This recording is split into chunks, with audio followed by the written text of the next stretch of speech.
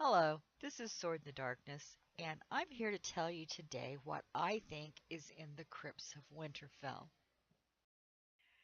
Now, there will be spoilers ahead, so please beware.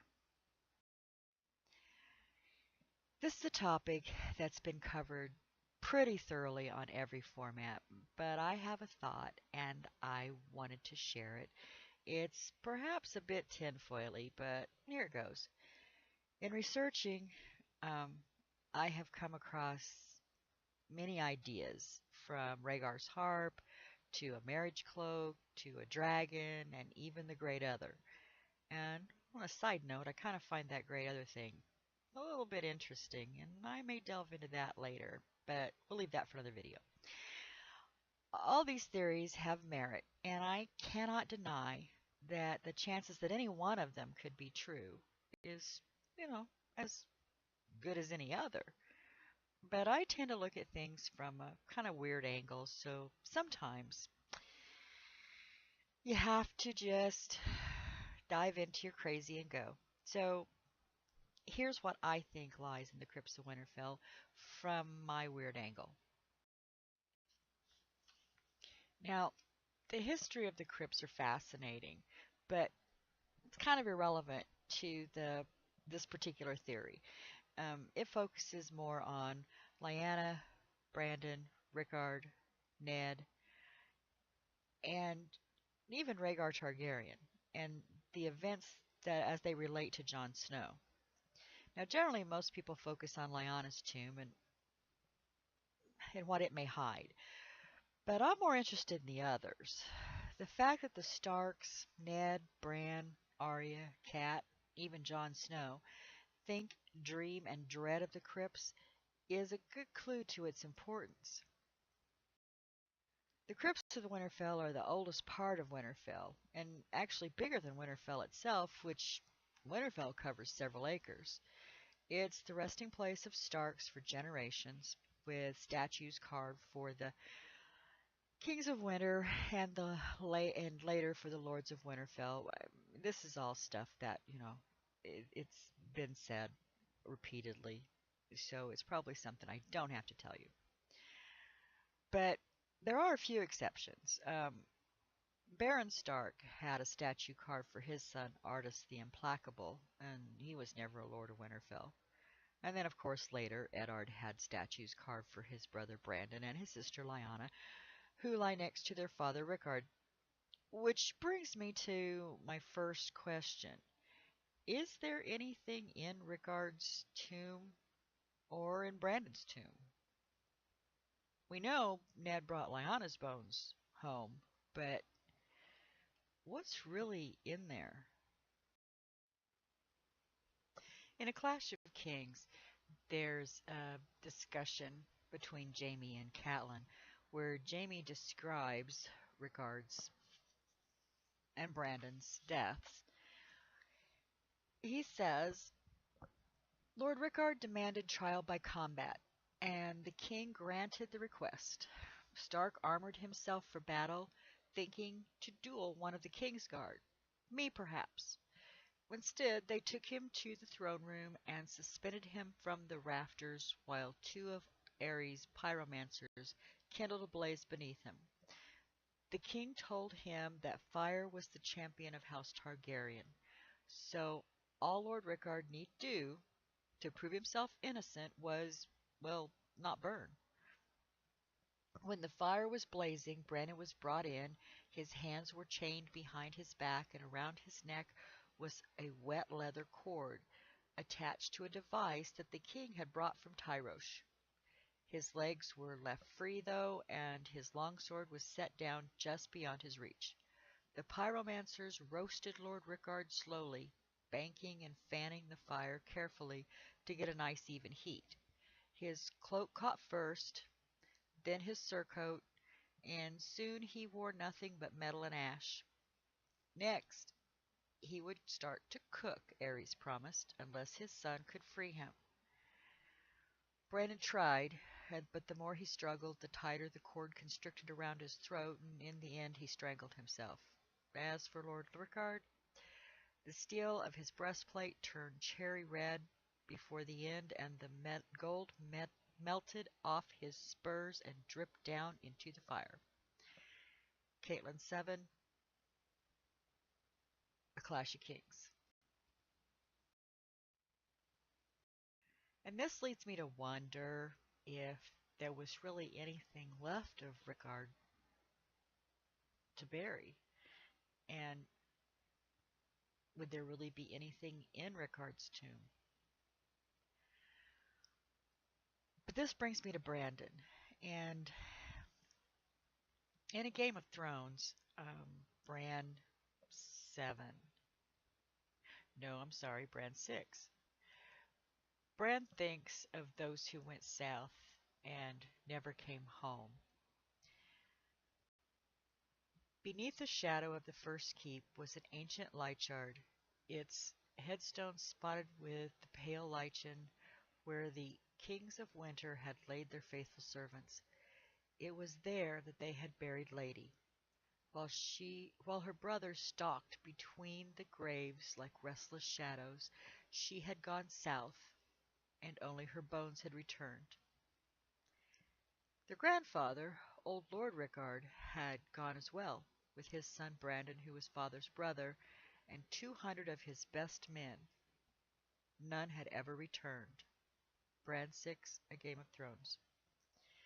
Now, Catelyn later reflects that Ethan Glover, who was Brandon's squire, was the only person to leave King's Landing.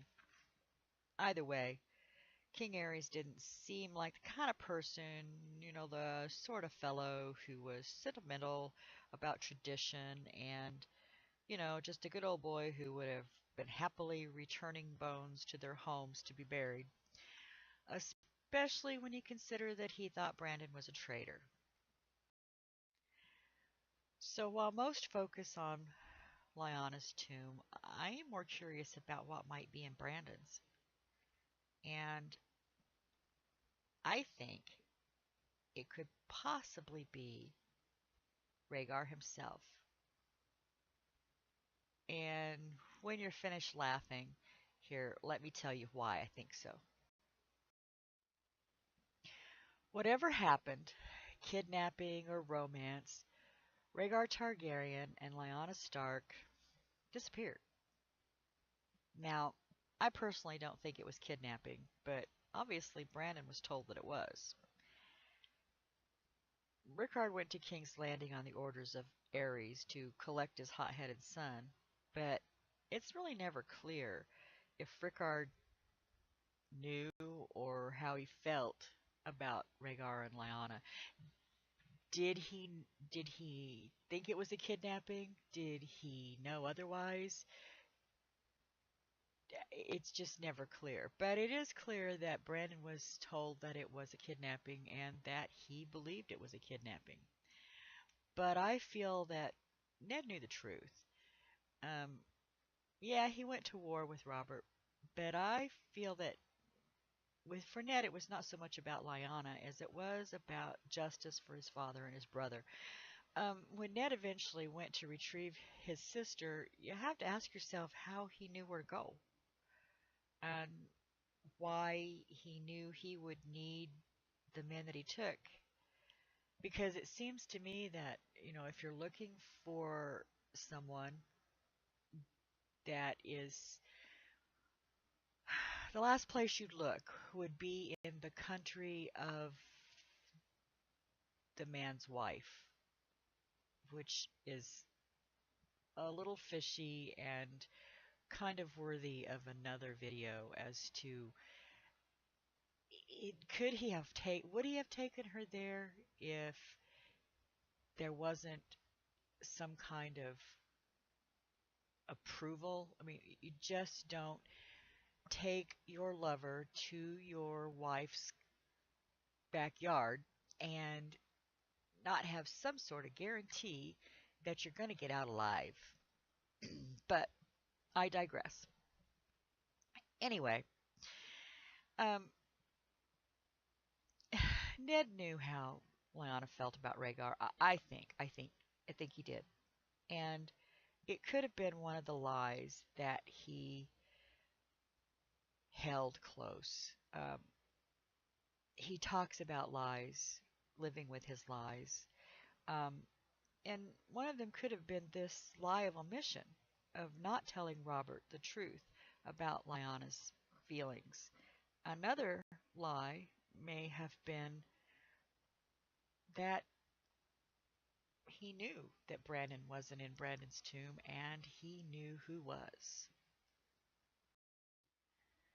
They had come together at the fork of the Trident, while the battle crashed around them. Robert with his warhammer and his great antlered helm, the Targaryen prince armored all in black. On his breastplate was the three-headed dragon of his house, wrought in all rubies, that flashed like fire in the sunlight. The waters of the Trident ran red around the hooves of their destriers as they circled and clashed again and again, until at last a crushing blow from Robert's warhammer stove in the dragon and the chest beneath it. When Ned finally came upon the scene, Rhaegar lay dead in the stream, while men of both armies scrabbled in the swirling waters for the rubies knocked free from his armor. Eddard won a Game of Thrones. Now, while Robert was wounded and men were scrabbling for rubies, would anybody have really noticed what happened to Rhaegar's body? We don't really hear beyond this point. I mean, he just disappears. Could Ned have secreted Rhaegar's body to a safe place? I mean, knowing that his sister cared for him? Would that have made it important to him? Maybe not. Maybe yes. But for my needs at this moment, yes. Um, he would have done it much as he sent Lady's bones north. Um, he would have called upon somebody that he trusted to do this, to sneak this body on. And one of the people that we know he trusted was Howland Reed, um, who was another participant in the Harrenhal story. And this this participation, it could be, it could not be. I mean, I could be really reaching here, but um, he trusted Howland. He shared most of his deepest, darkest secrets with Howland, um, inadvertently, of course. I mean, I don't think he just happened to be in the right place at the right time to be able to help Ned do the things that he needed to do for his family. And I think he truly cared about Ned. So he was willing to participate in this. Now, this brings us back to the crypts and a few interesting facts about them. By ancient custom, a long sword had to be laid across the lap of each of the lords of Winterfell to keep vengeful spirits in the crypts. The oldest had long ago rusted away to nothing, leaving only a few red stains where the metal had rusted on stone. Eddard won a Game of Thrones. And this custom is for anybody who's been around a Song of Ice and Fire, the community, and this is just one of those things that people just know. But one of the things that happened when Bran and company were in the crypts hiding is that Osha carried a long oaken spear in one hand and the torch in the other. A naked sword hung down her back, one of the last to bear Micken's mark. He had forged it for Lord Eddard's tomb to keep his ghost at rest, but with Micken slain and the Ironmen guarding the armory, good steel had been hard to resist, even if it had meant grave robbing. Mira claimed Lord Rickard's, though, pardon me, and she complained it was too heavy. Brandon took his namesake's sword, the sword made for his uncle, but he had never known. Bran 7, A Clash of Kings. both of these are important in that there's a precedent for the swords to be on the laps. There's a reason that the swords are on the laps, and now there are swords missing from the laps, and one of those being the one from Brandon's tomb. Whether he's in there, whether he's not, whether Rhaegar's in there, his sword is now missing. Which brings me to the beginning of the Bran chapter 7 in A Clash of Kings, where Bran is warged into summer and looking at the destruction left behind by the Boltons when they came and took it back from the Iron Men. The smoke and ash clouded his eyes, and in the sky he saw a great winged snake whose roar was a river of flame. He bared his teeth, but then the snake was gone. Bran 7, A Clash of Kings.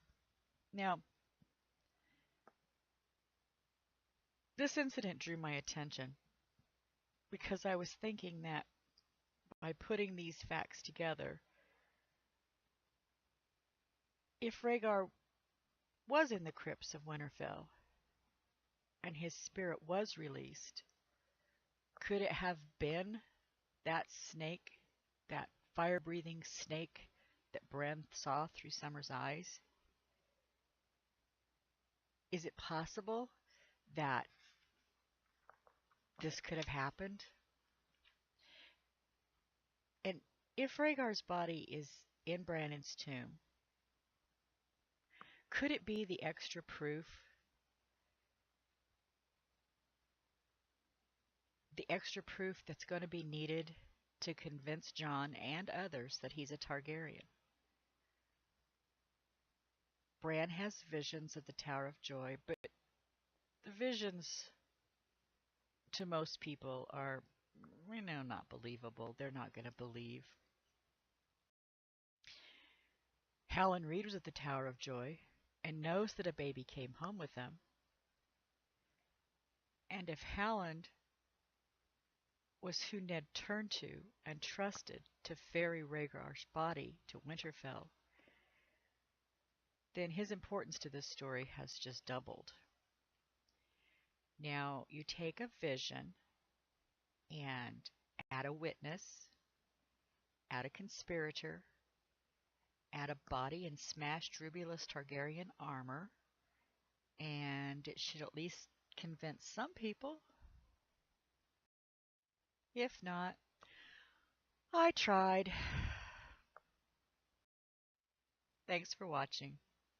Don't forget to like, subscribe, and by all means comment. Please comment. Until next time, y'all come back now, you hear? Bye.